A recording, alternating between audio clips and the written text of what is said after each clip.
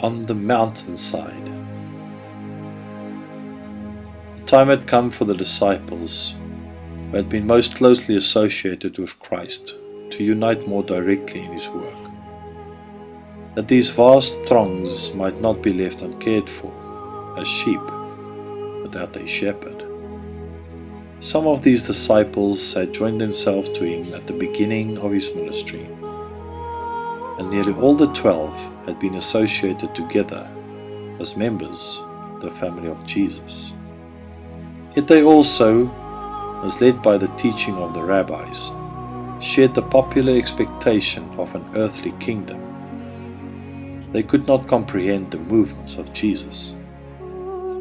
Already they had been perplexed and troubled that he made no effort to strengthen his cause by securing the support of the priests and rabbis, that he did nothing to establish his authority as an earthly king. A great work was yet to be accomplished for these disciples before they would be prepared for the sacred trust that would be theirs when Jesus should ascend to heaven. Yet they had responded to the love of Christ, and though slow of heart to believe, Jesus saw in them those whom he could train and discipline for his great work. And now that they had been long enough with him to establish in a measure their faith in the divine character of his mission, and the people also had received evidence of his power which they could not question, the way was prepared for an avowal of the principles of his kingdom that would help them to comprehend its true nature. Alone upon a mountain near the Sea of Galilee, Jesus had spent all night in prayer for these chosen ones. At the dawn, he called them to him, and with words of prayer and instruction laid his hands upon their heads in benediction, setting them apart to the gospel work. Then he repaired with them to the seaside, where in the early morning a great multitude had already begun to assemble.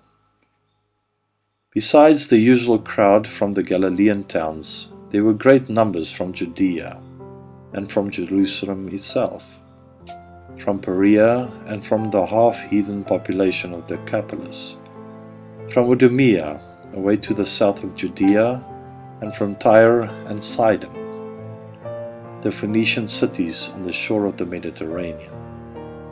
Hearing what great things he did, they came to hear him and to be healed of their diseases, and power came forth from him and healed them all.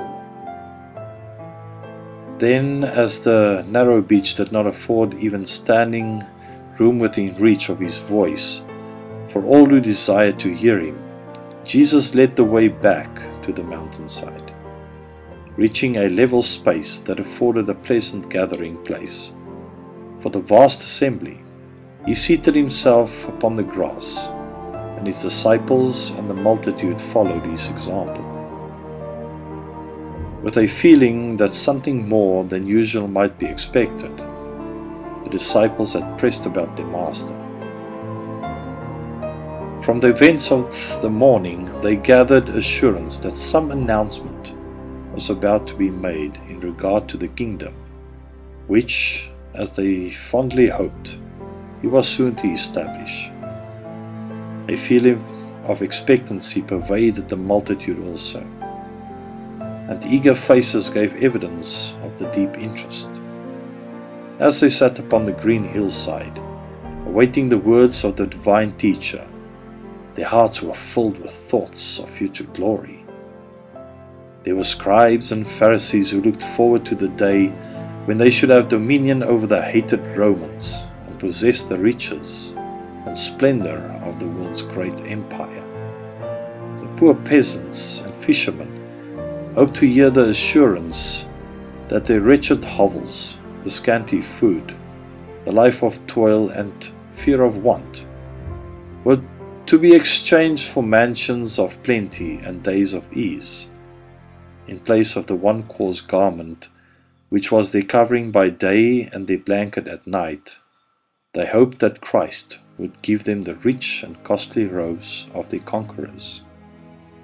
All hearts thrilled with the proud hope that Israel was soon to be honored before the nations as the chosen of the Lord, and Jerusalem exalted as the head of a universal kingdom.